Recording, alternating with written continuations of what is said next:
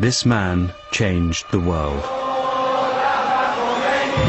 He took Iran and made it an inspiration for a new, uncompromising strand of Islam. Our bosses couldn't cope with the idea of an 80-year-old Ayatollah, which they didn't even know what an Ayatollah was, who lived on garlic and onions and yogurt, directing a revolution that was about to topple America's most important ally.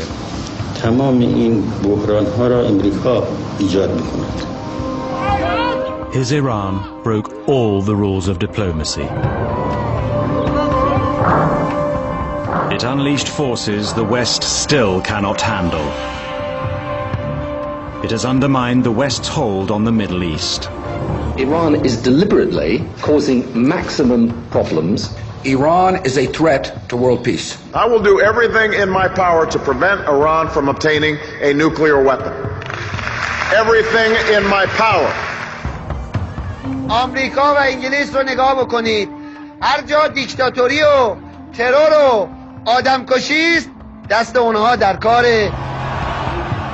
This series tells the inside story of how for 30 years Iran has baffled and defeated Western leaders.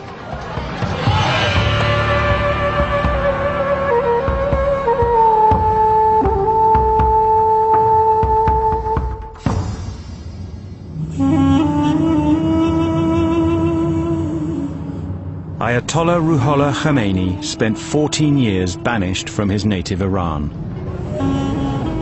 From neighboring Iraq, he waged a holy war against the Shah of Iran. In the autumn of 1978, Iraq's leader, Saddam Hussein, presented the Shah with a startling choice. وقتی که جریان سالیانه سازمان ملل بود، وزیر خارجه عراق با وزیر خارجه ما امیرخسرو افسر صحبت کرده بود و پیامی از صدام داشت. در این پیامی بود که اگر که بخواید این رو از اینجا به خارج میفرستیم و همینطور اگر که علاقمند باشید حتی باید الیمیت بشیم. The Shah was cautious. In those days we thought that if somebody gets rid of Khomeini, he will become like a martyr and he become even greater. Mohammad Reza Pahlavi had ruled Iran for almost 40 years. شاهنشاه‌ها کشور شاهنشاهی ایران و مردم این سرزمین باستانی. He lived in a world apart from his people. He was kept in power by a vicious security service and the fifth largest army on earth, equipped with American weaponry. He ignored calls for democracy. He let the nation's vast oil wealth go only to the few. He promoted Western culture, enraging millions of Muslims. Many groups resented the Shah. They came together under Khomeini's banner. چه اونها که تمایلات مذهبی داشتن در دین امام خواستهای خودشون برآورده میکردن، اونهایی هم که نه دیدگاه آزادی خواهانه داشتن ولو لایک، گروه های سیاسی زیادی بودن. باز هم در امام به عنوان چهره مبارز، یک رهبر مبارز نیرومند که همه مردم تونست دور خودش بسیج کرده، شخصیتی میدیدن که میتونن در حمایت از او قام بردارن برای آزادی کشورشون. The Shah's government banned public gatherings.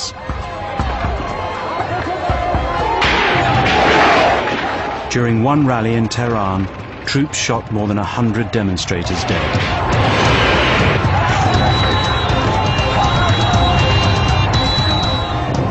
ولی منتظر بودیم که پیام امام بیاد و اون پیام حضرت امام که منتشر شد، گفتن حضرت امام فرموده که کسی خیابونا رو ترک نکنه، از همونجا دیگه تا پیروزی انقلاب دیگه مردم تو خیابون بودن اصلا.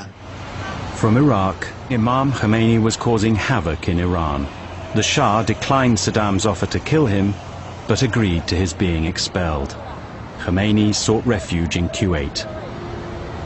محصور داشت به واسطه محصور ما نخواستیم اینها در محصور رو بکشن. از این جهت ما هم دایر بودیم. گفتم آقای خمینی باید برم به اروپا. ما با گذرنامه‌هایی که داریم بدون ویزا راحت میتوانیم وارد بشیم، هیچ مشکلی نخواهیم داشت. دوم این که پاریس یک مرکزیت سیاسی جهانی داره که هیچ کشور دیگه، شهر دیگری در اروپا نداره. Khomeini chose never to visit Paris, even though he set up home 18 miles away. A supporter lent him a house in the village of Neuf-le-Château. Word went out to his followers round the world. من توی شیکاگو فیزیک میخوندم که دکتر یزدی به من زنگ زد. من 2 بعد از نیمه شب توی هواپیما بودم به طرف پاریس. $8 هم توی جیبم پول بود. Khomeini was now in easy reach of the world's media.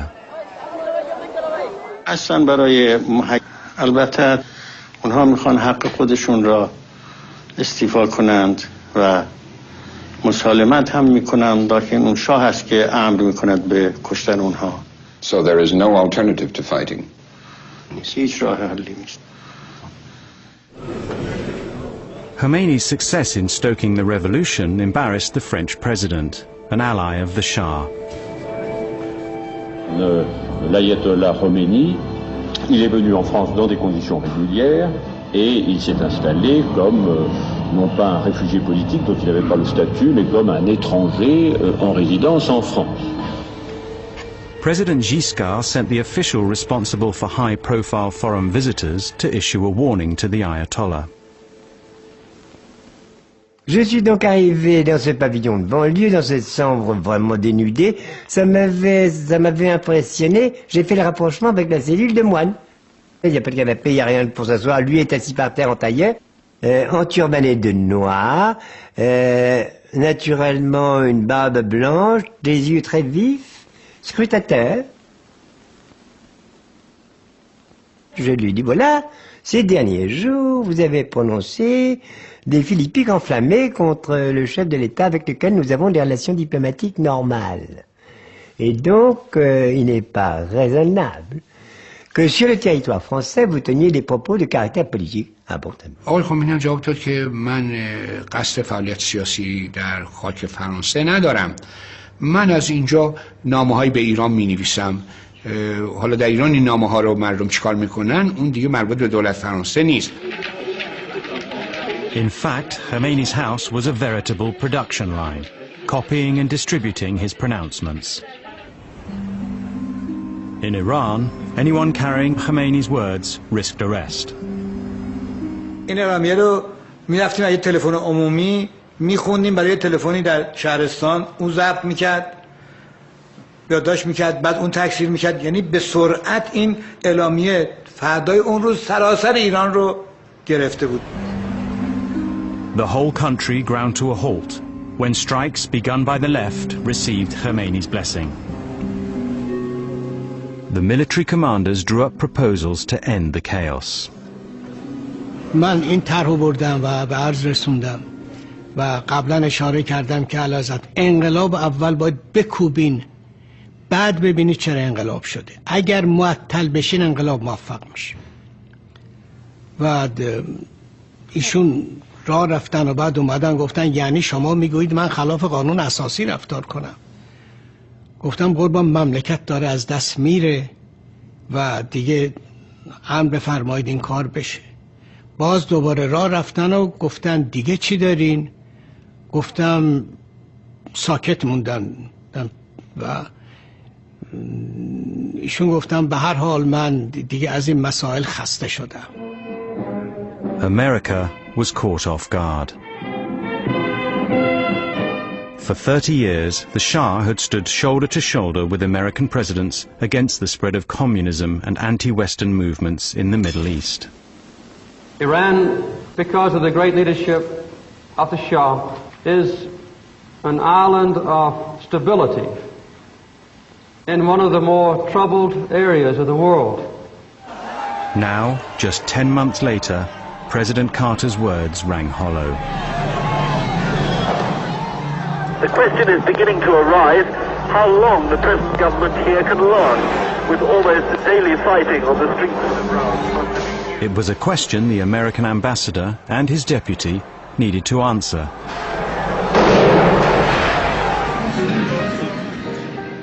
We were invited to this party. We both went around quite separately, talking to the various generals and admirals. When I asked General Rabi how things were going, he said, no problem at all. So I went over to Admiral Habibullahi and I asked the same penetrating question, how are things going? می گفتیم که وضع ما درسته، ارتش سر جاشه، این حالت پیدا نشه که داره رژیم متزلزل میشه کم کم.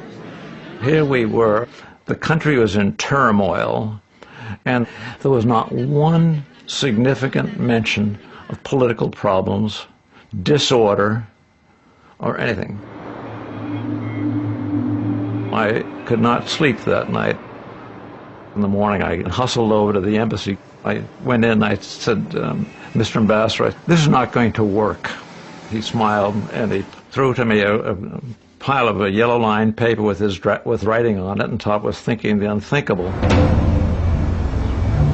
The ambassador's report to Washington spelled it out. The Shah's regime was in peril.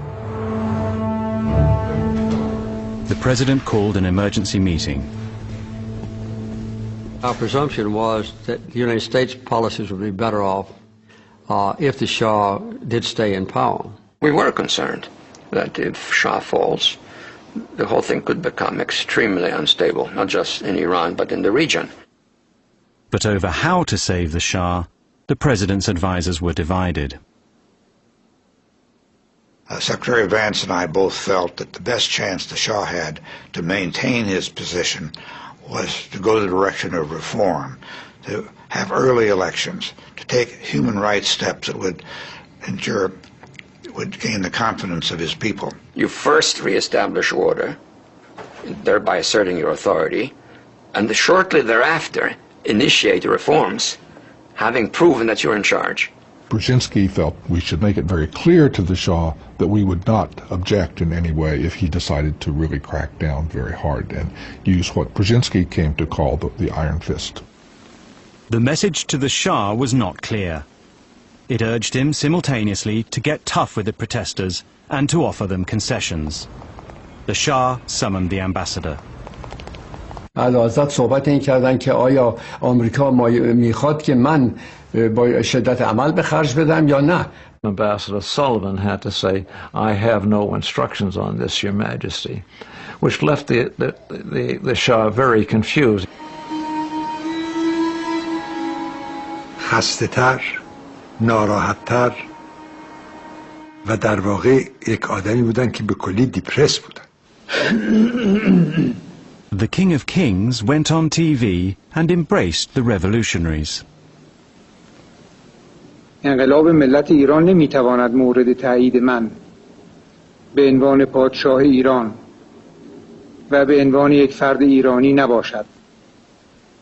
تضمین میکنم که حکومت ایران در آینده بر اساس قانون اساسی، عدالت اجتماعی و اراده ملی و به دور از استبداد و ظلم و فساد خواهد بود. The Shah announced that he and his family would soon be taking an extended holiday. The Americans decided they had to act. Our intention was to make sure that the Shah's support was firm and to make sure that Iran didn't come apart.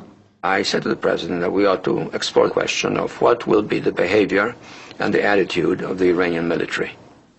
President Carter turned to a general who had served in Iran.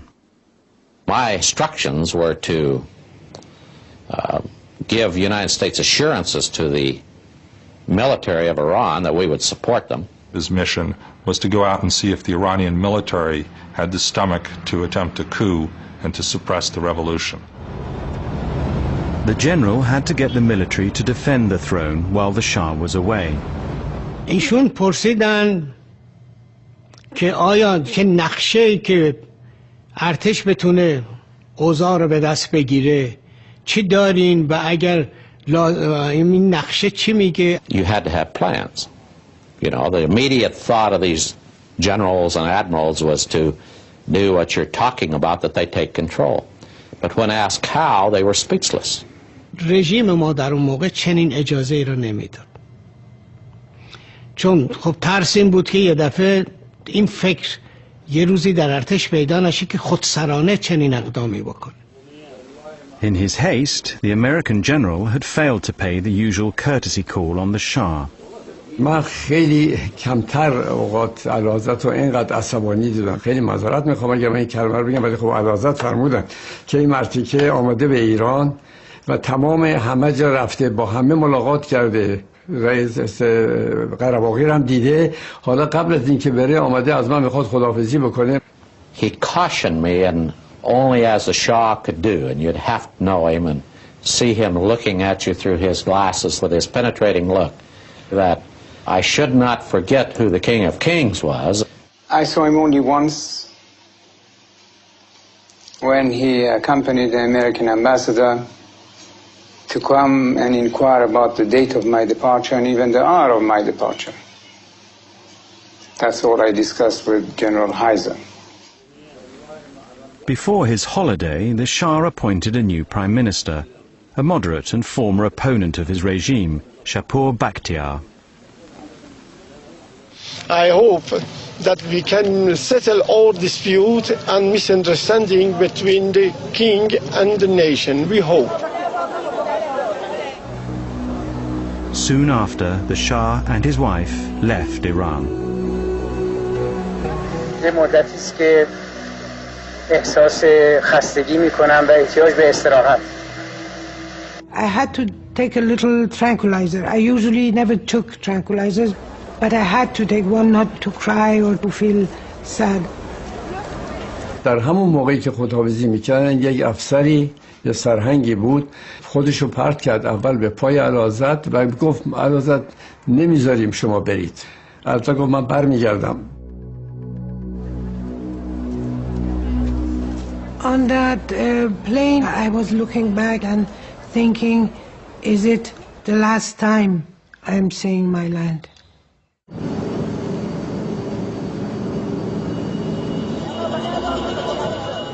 The Shah had fled a popular uprising once before, in 1953.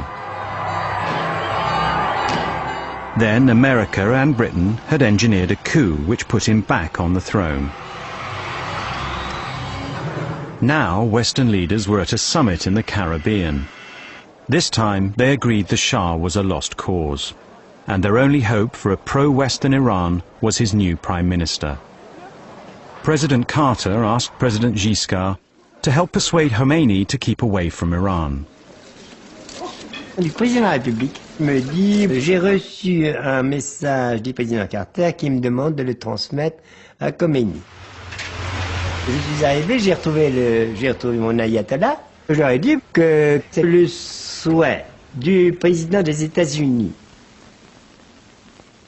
que naturellement il fallait laisser un peu de temps pour que Shapur Bakhtiar puisse faire front aux difficultés de l'époque, et que par conséquent il souhaitait que l'ayatollah diffère son retour en Iran.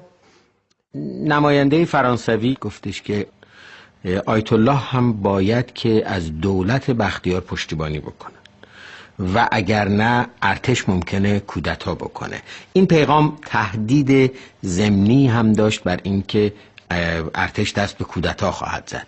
به همین دلیل آقای خمینی هم عصبانی شد. Il m'a répondu, le président Carter doit comprendre, c'est que s'il veut que les relations se rétablissent normalement, il faut naturellement qu'il cesse d'appuyer des forces contraires aux vœux du peuple. Or, j'interprète les vœux du peuple. Khomeini called on his supporters in Iran to give the soldiers flowers. شعار در میاد که برادر ارتشی ما به تو گل میدهیم تو به ما گلوله. Many soldiers were conscripts and followers of Khomeini. They deserted in droves. The revolutionaries set up reception centers to receive them. از مردم کمک خواسته بودیم و لباس شخصی تهیه کرده بودیم، لباساشون رو عوض میکردیم. خب میدونید که توی دوران سربازی یکی از چیزایی که تکلیف سرباز هست اینه که همیشه موی سرش باید زده شده باشه، نمره 2 باید سرش رو اصلاح بکنه. خب بعد این وقتی نمیدن یه عده‌ای با لباس شخصی اما سراشون نمره 2، اونا رو می‌خواستن بگیرن که ما گفتیم همه جوونا برن سراشون نمره 2 بزنن. A section of the military was determined to stop Khomeini by any means.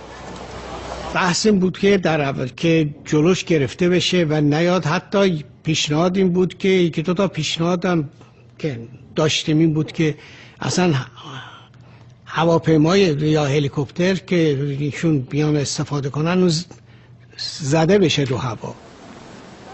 In France, Khomeini's advisors agonized over the right moment to return.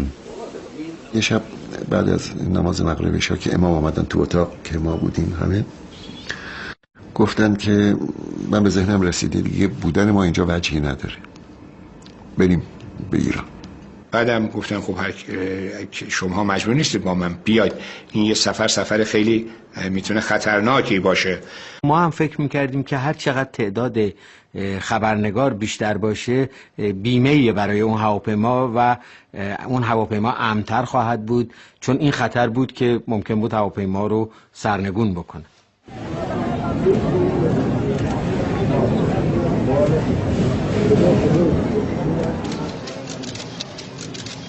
I will not forget the hospitality of the French government and the French people and their sense of liberty.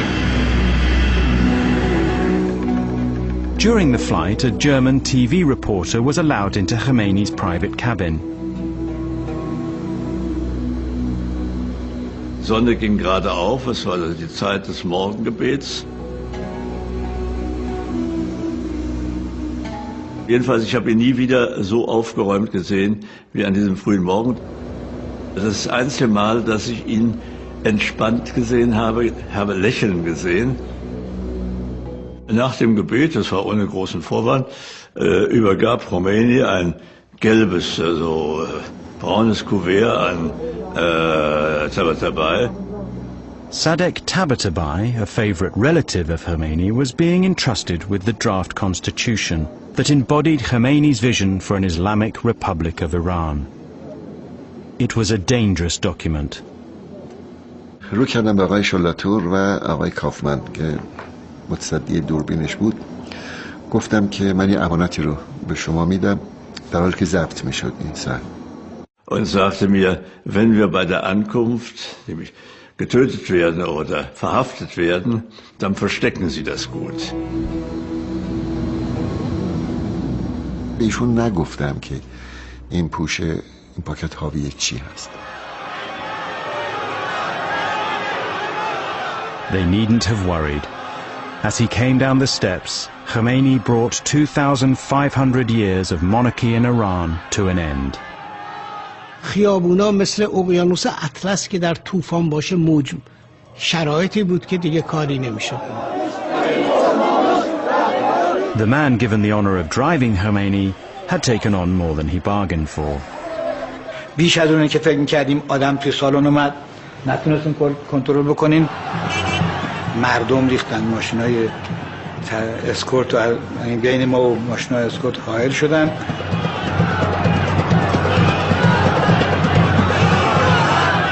و مرتب من حس می‌کردم که دارن روی این ماشین بالا پایین میپرن.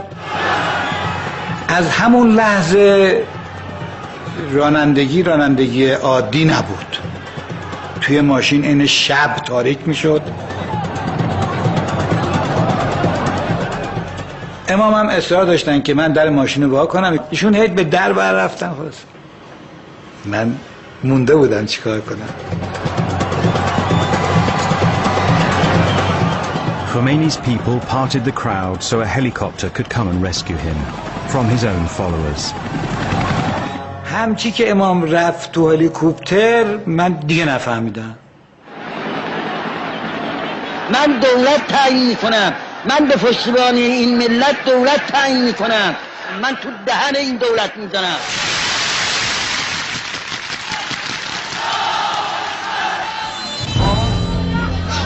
The revolutionaries now attacked police stations and military bases.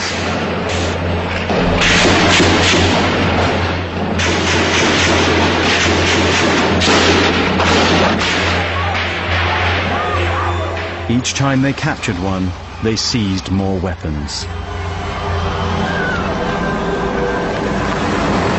After 10 days, the beleaguered military chiefs met. همه این وضعیت خراب رو تشریح کردن.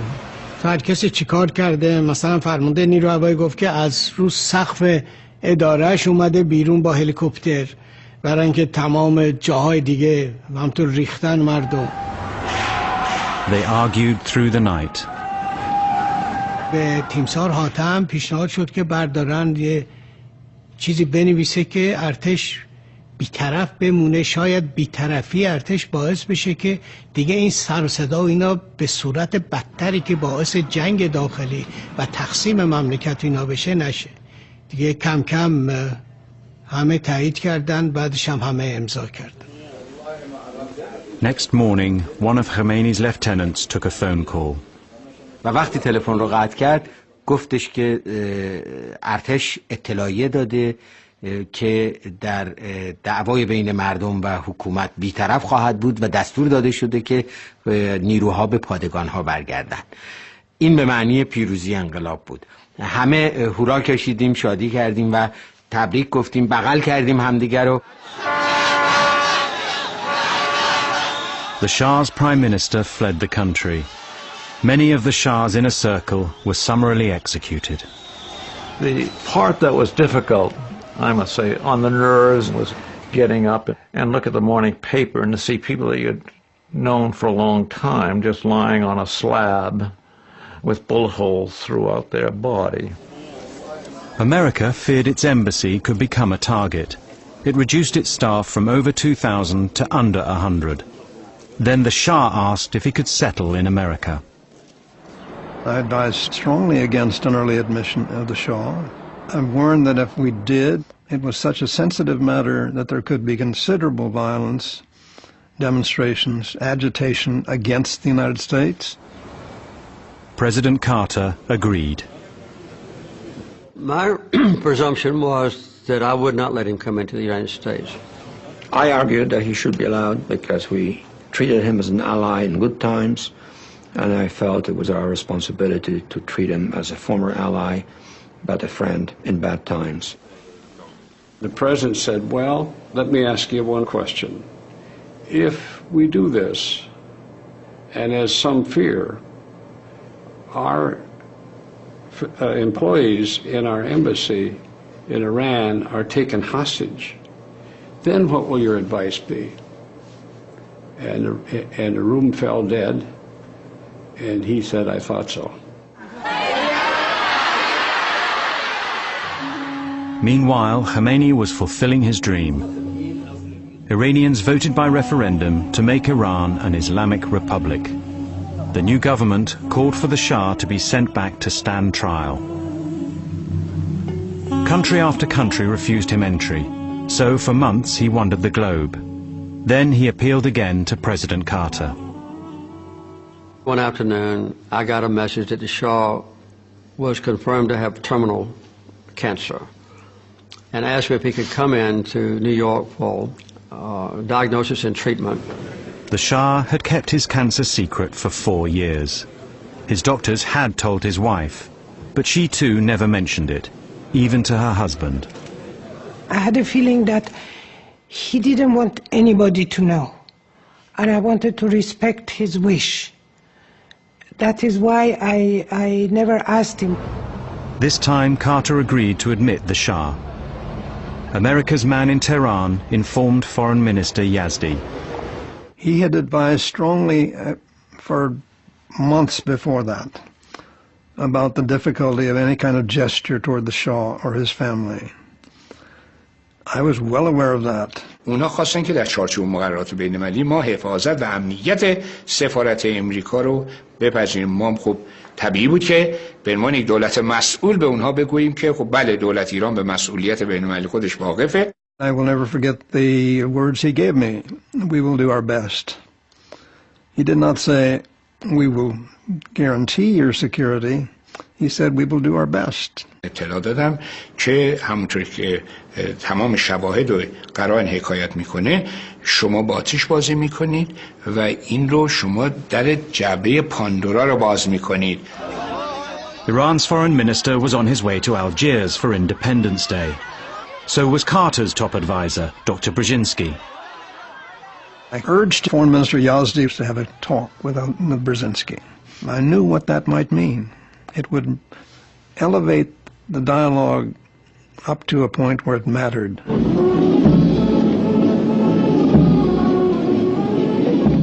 After the celebrations, they met in Brzezinski's suite.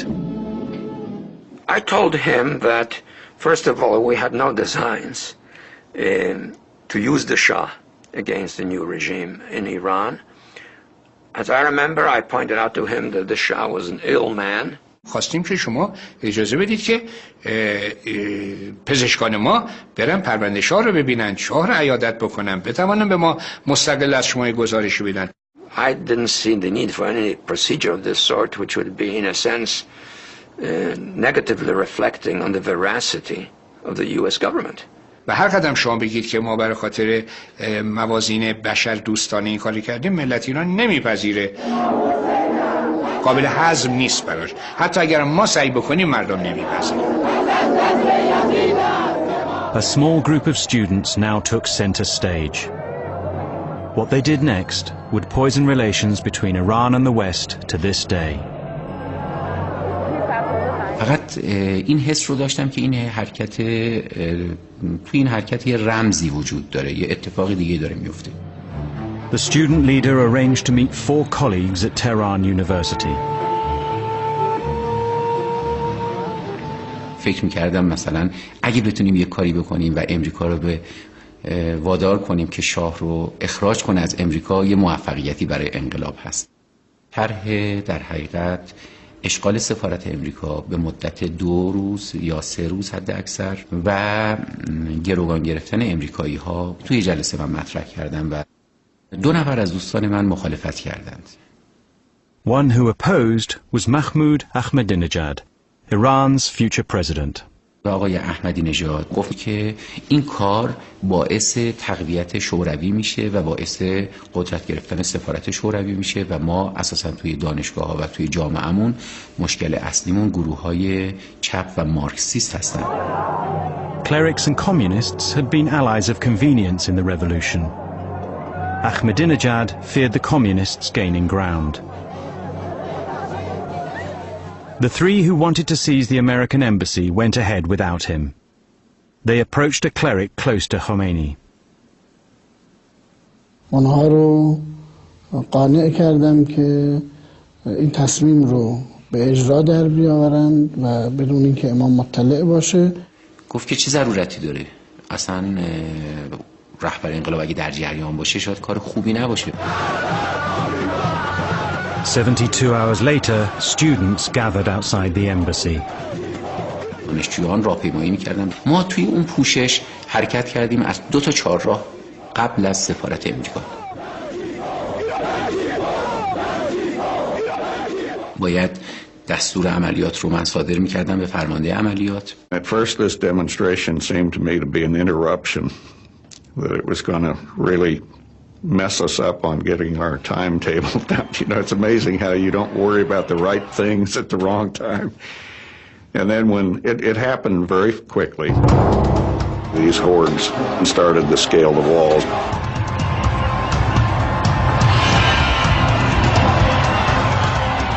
The acting ambassador was told just after leaving a meeting in the foreign ministry. I had to turn around rather quickly and go back to the foreign ministry, find help from where it mattered, and that was the foreign minister himself. من به آقای لینکن گفتم که خب من قبلا به شما در مذاکرات حضوری گفته بودم که اگر شما این کارو بکنید باید منتظر چه چیزی باشه. I said, I know you warned me against this, but I need help. Only Khomeini could sort this out, but he was in the holy city of Qom, and he was taking his daily nap. بنابراین من سعی کردم که با هلیکوپتر که از دانشکده افسری، از پلتفرم دانشکده افسری ما استفاده می‌کردیم می‌رفتیم. By now, hundreds of students had entered the embassy compound. Vastly outnumbered, the US Marines held their fire. They asked me, what should we do? And I said, given what you've told me, the degree of chaos surrounds you, the control that is now slipped away from your hands over there in the compound, you should surrender. And I gave that order.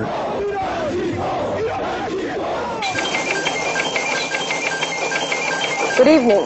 The American embassy in Tehran is in the hands of Muslim students tonight. I have received assurances that they will be kept safe and well. The administration's problem is no one knows whom to blame for the takeover of the embassy. Foreign Minister Yazdi said the Iranian government would do its best to resolve the matter. The foreign minister reached Qom and went straight to Khomeini. من به آقای خمینی نگفتم کیا اونجا هستن، گفتم آقا رفتن این کارا رو کردن. آقای خمینی به من گفتن که هر کس هست برو بریزشون بیرون. He set off back to Tehran to carry out Khomeini's instruction to end the siege. At the same time, the students in the embassy set out to get the Imam's blessing to continue it. من زنگ زدم به آقای موسوی خوئینی ها و گفتم که ما توی سفارت هستیم، منتظرتون هستیم، خودتون رو سریع برسونید. نقش واسطه خوبی رو من میتونستم بر عهده بگیرم، از جمله ارتباط بین دانشجویان و شخص حضرت امام. The cleric called Khomeini's home and spoke to his friend, Khomeini's son, Ahmad. احمد آقا پیام آقای موسوی خوئینی ها رو به امام رسوندن و گفتن این دانشجویانی که این کار رو کردن معتقد و مسلمون هستن، طرفدار انقلاب هستن. Khomeini now used the students' takeover to advance his vision for Iran. نظر امام این بود که از قول من به دانشجویان بگید که جای خوبی رو گرفتند، اصلا نگران نباشن، اونجا رو محکم بگیرن. شما میبینید که الان مرکز فساد امریکا را جوانها رفتن گرفتن و امریکایی هم که در اونجا بوده گرفتن و اون لانه فساد را به دست آوردن و امریکا هم هیچ غلطی نمیتونه بکنه. The students paraded their captives. I was taken outside. The hordes were already out there screaming death to the hostages. We were like animals in a zoo.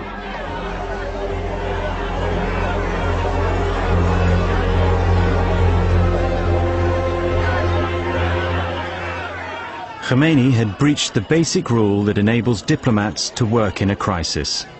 In doing so, he had reversed the decision he gave Foreign Minister Yazdi, who had been at his side since his exile in Iraq.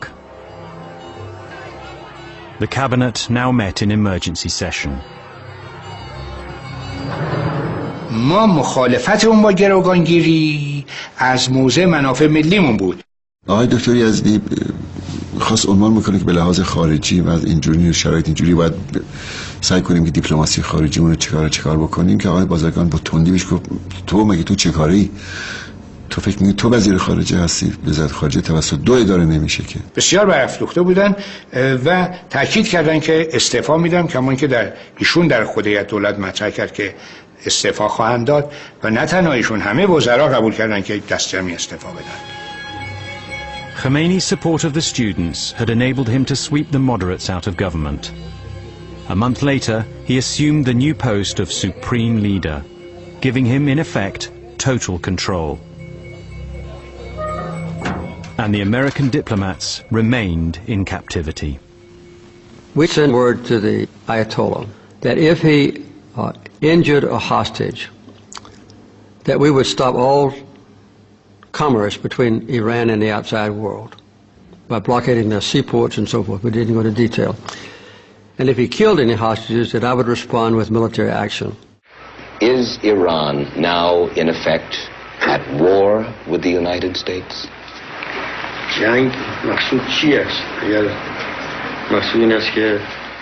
What do you mean by war? If you mean our armies against the United States armies, no, there is no such war. If you mean it is a battle of nerves, it is Carter's doing. But if the president says he refuses to return the Shah, and if the Imam says he will not free the hostages, then what can be the answer?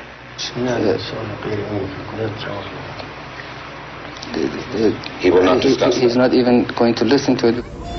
Khomeini rebuffed all America's efforts to get the hostages released. 3 months after the embassy takeover, America imposed sanctions on Iran, freezing its US assets and banning its oil imports. ما از اقتصادی نمی ترسیم، ما از دخالت نظامی نمی ترسیم. اون چیزی که ما را می ترساند وابستگی فرهنگی است.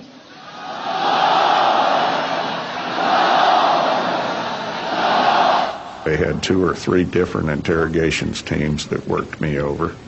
I was beaten, I was hung by my wrists, marched into trees, and of course with a blindfold on. They'd tie me up like a pretzel and come in about every 15 minutes, give me a couple of good swift kicks, pull me to my feet, and ask me a bunch of stupid questions. Good evening. For the first time since the Iran crisis began 40 days ago, President Carter has indicated a glimmer of hope in the conference. The hopes were false, and news channels gave a daily reminder of the embassy siege. The Shah finished his medical treatment and left America, but Khomeini still refused to release the hostages.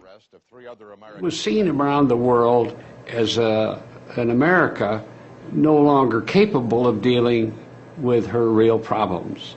It humbled the administration in dealing with problems at home. It had a profound, prevailing, devastating, paralyzing impact upon our government. I don't know how much longer we can sit here and see them kept captive while the situation around them does deteriorate. He saw our honor at stake. He knew that we had to act, and he said so. We began to figure out how we could extract the hostages from the Iranians. Their rescue plan would test America's armed forces to the limit. It required 14 aircraft to cross hundreds of miles of Iran. After refueling in the desert, 8 helicopters would fly commandos to Tehran, where they would storm the embassy. A second group would seize an airbase outside the city. From here, the hostages would be flown home. The plan was known only to the president and a few of his top advisors. The Secretary of State, Cy Vance, was skeptical. One day I remember he said, "Fritz, the rescue mission won't work." And I said, "Cy, how can you say that?" He said, "I say it because I was on the Armed Services Committee staff for years. I was over in the Defense Department for years. I've been around them a lot. This will not work." When the Secretary of State was out of town, Carter summoned his top advisors. We decided to have a national security meeting. Vance was in Miami. Warren Christopher was his representative. The president turned to me and asked me to review the diplomatic options. Of course, the meeting had taken me totally by surprise. The subject was so secret that Secretary Vance had never been able to share with me the possibility of a rescue. And so I just dug into the back of my head and tried to review what the diplomatic options were at the present time. All the principals, including myself, recommended that we proceed, that the diplomatic and other options were not working. And we voted unanimously to proceed with the rescue mission. To get the commandos in and all 52 hostages out required 6 helicopters. For safety, they sent 8.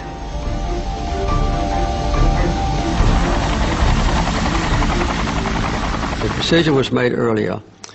If we didn't have enough helicopters to bring all the hostages out, then we wouldn't bring any, because the ones remaining would undoubtedly be assassinated.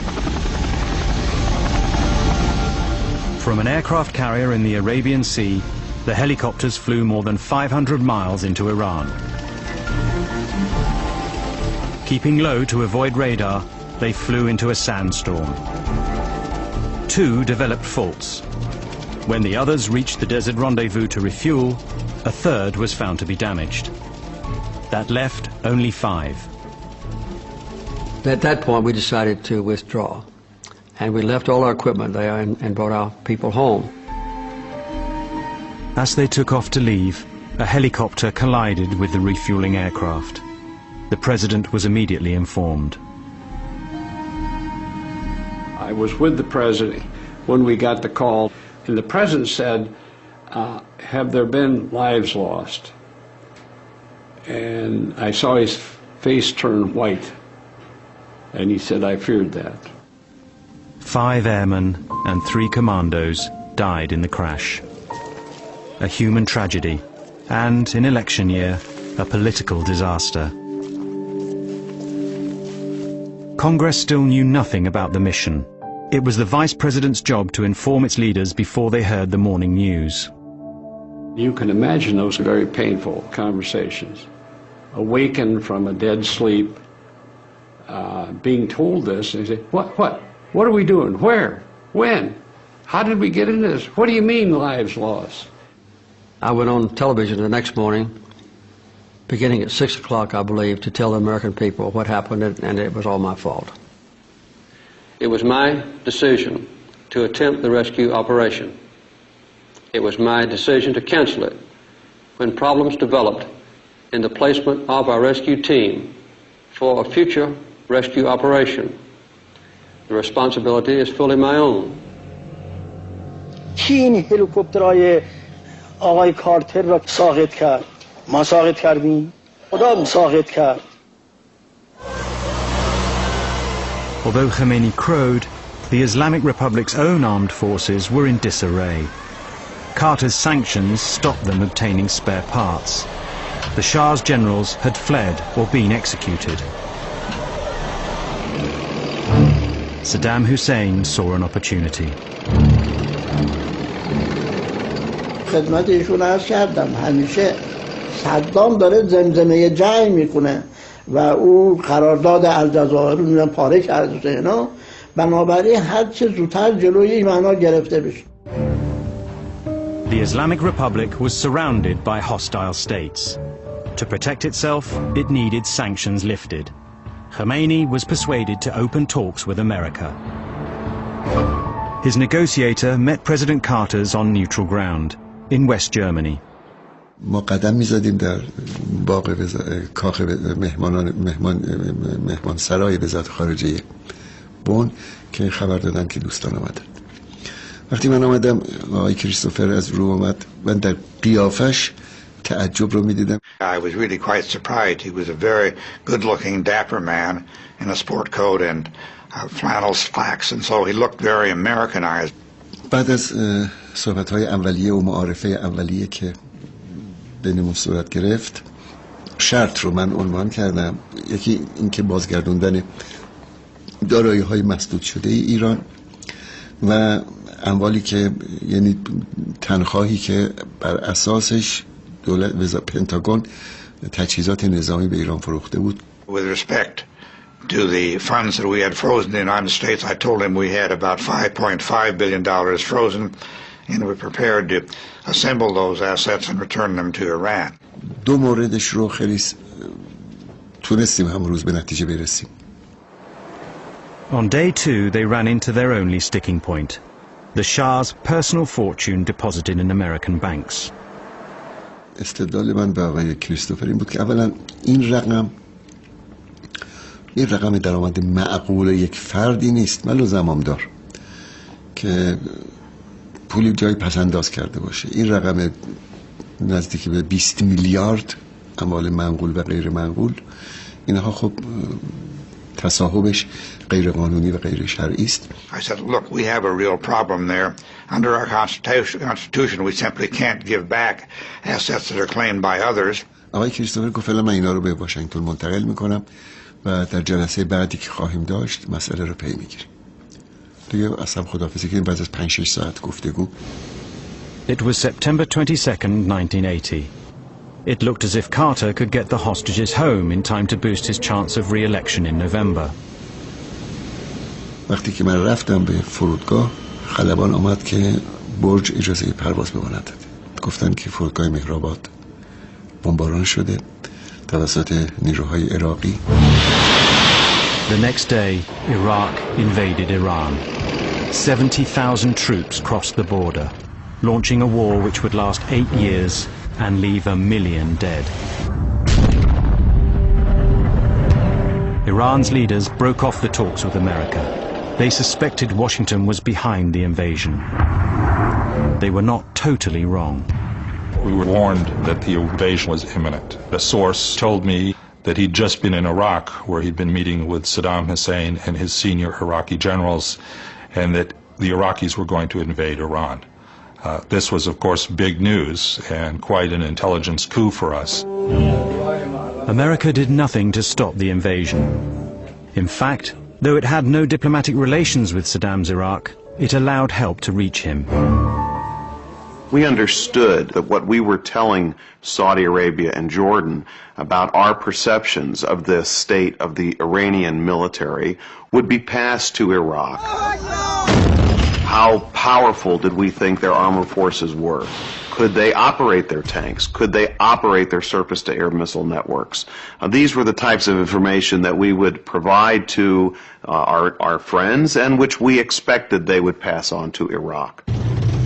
6 days into the war, with Iraq's forces in Iran and still advancing, the UN Security Council called for a ceasefire, but made no demand for Iraq to withdraw, giving Iranians a grievance that rankles to this day.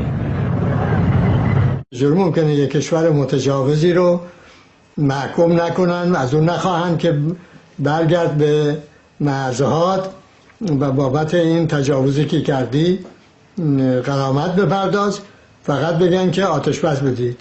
آتش بس بدید یعنی تجاوز ما بپذیریم. اون موقع من مسئول تدارکات سپاه بودم و امکانات میخواستن، اسلحه میخواستن، مهمات میخواستن، تجهیزات میخواستن. جنگ عراق با ایران نبود. وقتی من مأمور بودم برای پشتیبانی از سپاه امکانات تهیه بکنم، همه دنیا به صدام میفروختن. Iran badly needed weapons, but could not buy them as long as it held the American diplomats captive. Its parliament voted to resume the negotiations with America. But the news reached Carter too late to save him from defeat in the presidential election. I promised you 4 years ago that I would never lie to you, so I can't stand here tonight and say it doesn't hurt. He now determined to get the hostages home in the 2 months left before Ronald Reagan took office. The negotiations moved to Algeria. The final sticking point was $9.5 billion of Iranian government assets in American banks, frozen by the US government when its embassy was seized. I said to the foreign minister, the most we can assemble is $7.9 billion. And I think it's in their interest to accept that, because dealing with President Reagan might be much more difficult than dealing with us. It was the Americans' final offer. After 2 days and 2 nights of negotiation, I'd gone back to my room to shower, and I got a call from the foreign minister saying, I think we have an acceptance. So I went back and signed in the clothes I'd been wearing for 3 days. But Iran would not release the hostages until America delivered the money, and Carter was leaving office in 36 hours. There were immense technicalities that had to be dealt with. Banks in like 4 different countries, all of these escrow accounts, and we'd just about come to the conclusion that nothing could possibly be done, that they were just going to have to deal with the next administration. I never went to bed at all. I stayed up and I was in charge of every detail of the agreement. That ought to be kept firm. The $7.9 billion of frozen Iranian assets, now held in banks around the world, still had to be retrieved. One of the key ones was the Bank of England, because they were holding about $2 billion of gold bullion that was owned by Iran. Tell them I would like to know from the President or Chairman of the Bank of England why they have held up our hostages. We had to get Mrs. Thatcher to agree to let that $2 billion be in the pot. Okay, so the Bank of England has certified the depository? Right on, man. That's great. That's great. That was one obstacle overcome. There were more. Suddenly, the lines went dead. Nothing was happening. We found out that there was a U.S. Treasury official who didn't like the deal, whose signature was necessary to move the papers forward, who went home. So the President of the United States said, this person is fired, and so we got past that. The hostages had been held for 15 months, often in solitary confinement. 2 hours before Reagan's inauguration, they were assembled. We were all blindfolded. I can remember my irritation with one of the hostage takers who were pushing us on the bus, because we were always being pushed around. The hostages tore off their blindfolds and saw they were on the road to the airport. In Washington, the Vice President and President prepared to leave for Reagan's inauguration. As I left the Oval Office, there was Gary Sick sitting by the President's chair, in his own smaller chair, on the phone, waiting to see if there's any news about the hostages. I was listening with one ear to the reports coming out of Tehran about where the hostages were and what was going on. The hostages reached Tehran airport.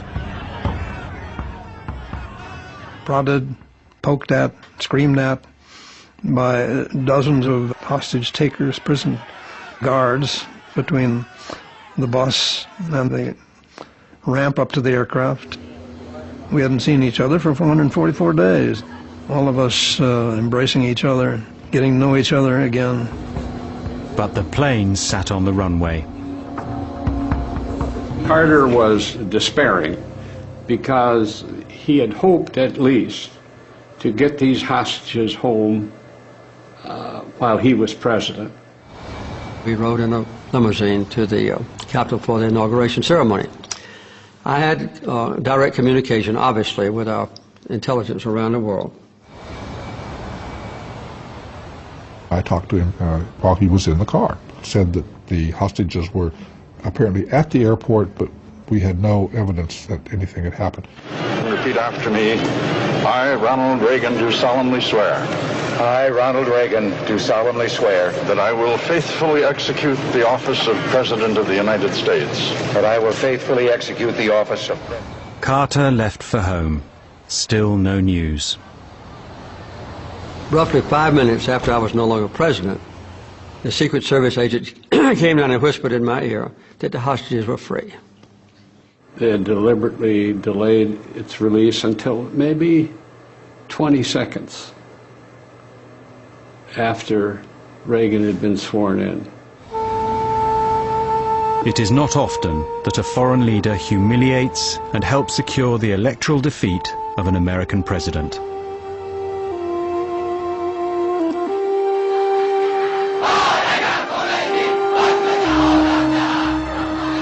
Ayatollah Khomeini had laid down a pattern of intransigence that continues to this day and still bamboozles the West.